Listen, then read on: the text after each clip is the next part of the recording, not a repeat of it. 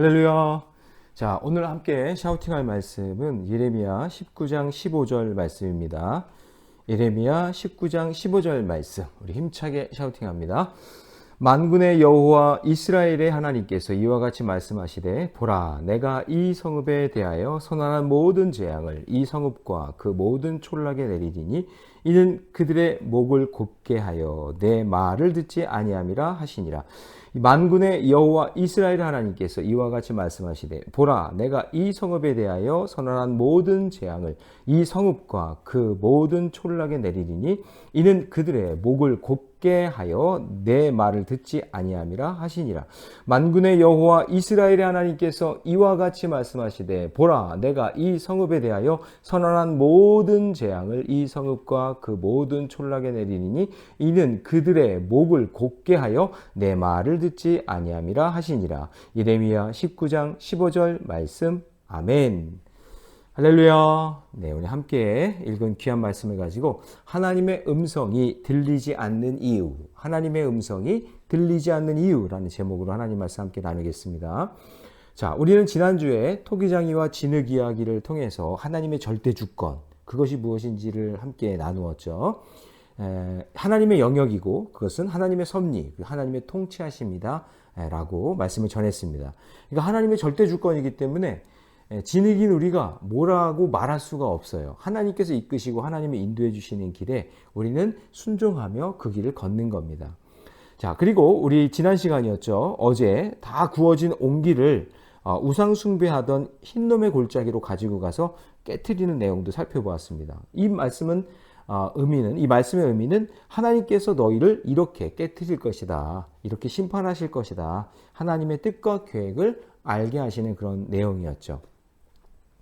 자, 그런데 이렇게 하나님의 절대 주권에 대해서 듣고 그리고 옹기가 깨지는 퍼포먼스를 보았어도 그 당시 남유다 사람들은요, 그것을 깨닫지 못합니다. 도리어 예레미야를 때리고 어떻게 하느냐, 감금하기까지 합니다. 이 모습을 보면서 느껴지는 것은 예수님의 모습이 떠오르는 거죠. 하나님의 나라를 선포하는 예수님을 무시하고 모멸감을 주고 침뱉고 때리고 십자가에 못 박아 죽인 그 당시의 유대인들의 모습이 연상되는 것이죠. 그래서 이런 유형의 모습은 시대마다 있었고 지금도 있고 앞으로도 있을 것이고 주님 오실 때까지 임하게 될 것입니다. 자, 그러면 왜 이런 일이 일어날까요? 그들에게는 하나님의 음성이 들리지 않기 때문입니다.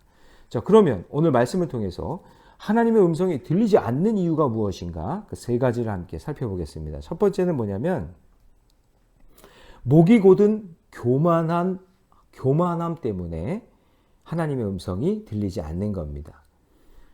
자, 하나님의 명령에 따라 도배돼서 이 재앙을 선포한 예레미야가 다시 시내로 들어옵니다. 다시 마을로 돌아와요. 그 14절에 보시면 그 뒷부분에 도벳에서 돌아와, 그러니까 도벳은 옹기를 깨었던 곳이었죠.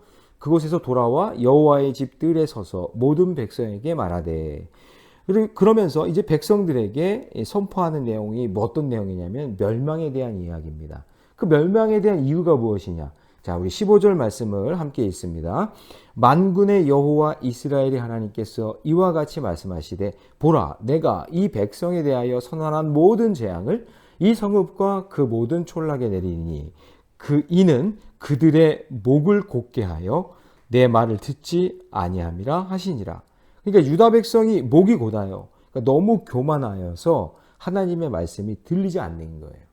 여러분, 이게 누가 옆에서 말하면은 우리가 그 말을 들으려고 고개가 돌아가잖아요.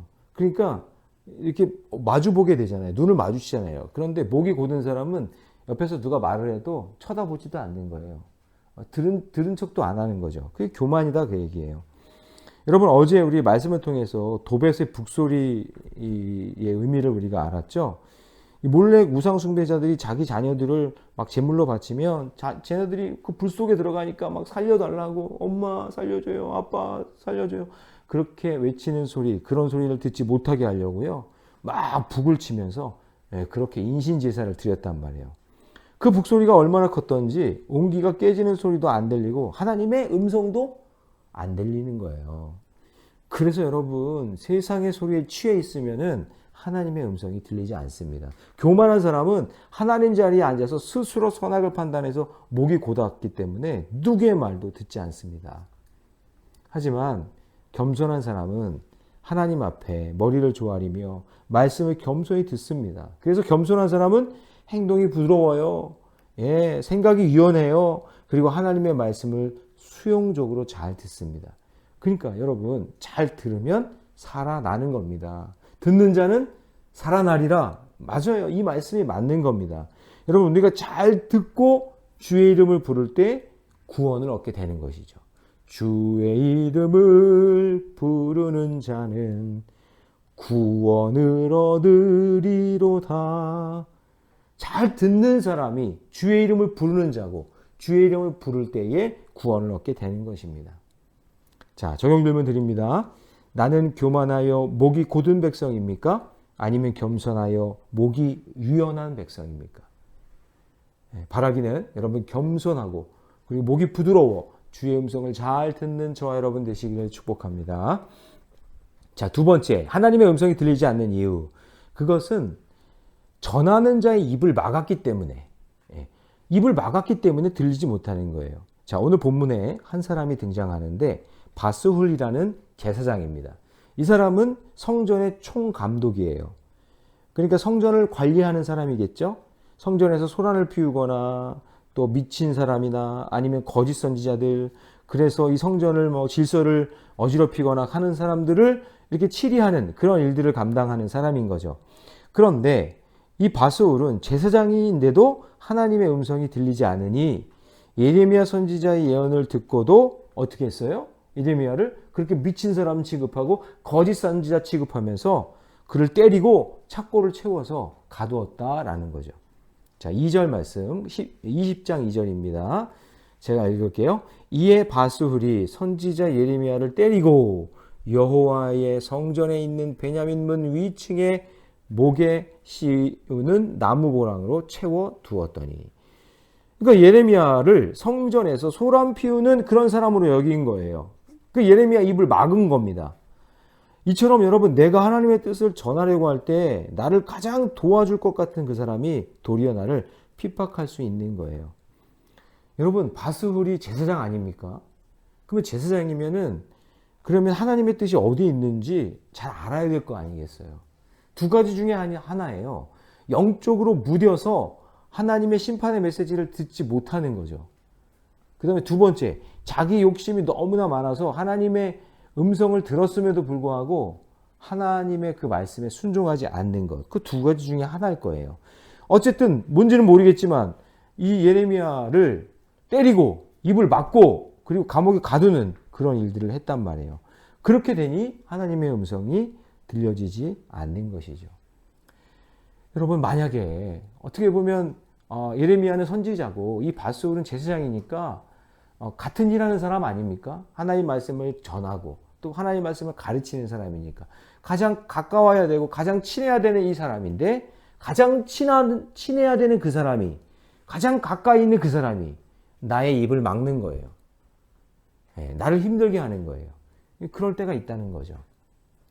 그러므로 여러분, 내가 복음을 전하고 생명 살리는 일을 할 때 나에게 가장 가까이 있는 사람, 그런 사람들 위해서 기도해 주셔야 돼요. 그리고 복음을 전하고 말씀을 전하는 사람, 그런 사람들 입을 막으면 안 돼요. 여러분, 우리가 이렇게 밖에서 전도하는 분들 있잖아요.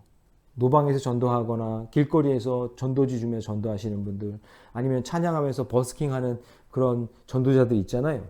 그런 분들이 있을 때 우리가 그분들 위해서 기도해 주고 음료수라도 좀 대접해 주고 그렇게 해야지, 그런 사람들을 괄시하거나 무시하거나 그들의 입을 막으면 안 돼요. 그러면 그 사람이 바스훌 되는 거예요. 그런 분들을 위해서 기도해야 돼요. 말씀 전하는 분들을 위해서 기도해 줘야 돼요. 그분들을 위해 섬겨줘야 돼요. 그래야 주의 복음이 전파가 되고 하나님의 음성을 듣는 역사가 일어나는 거죠. 저희 집은 이제 제과점을 할 때 그 제과점을 끼고 이제 그 안쪽으로 쭉 들어가다 보면 그 길 끝에 아시아 연합 신학 대학원이 있었어요. 거기에 이제 목사가 되기 위해서 이제 공부하는 수많은 목회자들이 거기를 이제 지나가게 되죠. 근데 이분들이 이제 가끔 너무 허기지고 배가 고프면 이제 빵집에 들어와서 저희 빵집에 들어와서 빵하고 우유를 먹게 돼요. 그러면 뭐 행동이나 모습이 이제 목회자 같으면 저희 어머니가 돈을 안 받아요. 저 어렸을 때는 아유, 저 빵, 우유 아깝게 왜 돈을 안 받아? 장사를 해야지. 뭐 이런 생각 들었거든요. 근데 주의 종이니까 말씀을 전하는 분들이고 그리고 돈이 없는 거 뻔히 아니까 어머니가 그냥 무상으로 그렇게 제공해주고 그리고 그분들을 섬겨주는 거예요. 그러다가 제가 옆에 있으면은요, 저를 이렇게 탁 이렇게 헤드락 걸어가지고는 제가 빵값 우유값 안 받을 테니까 우리 아들 축복기도 해달라고 하면서 저를 위해서 기도해 주시는 그런 목사님, 전사님들이 있었단 말이에요.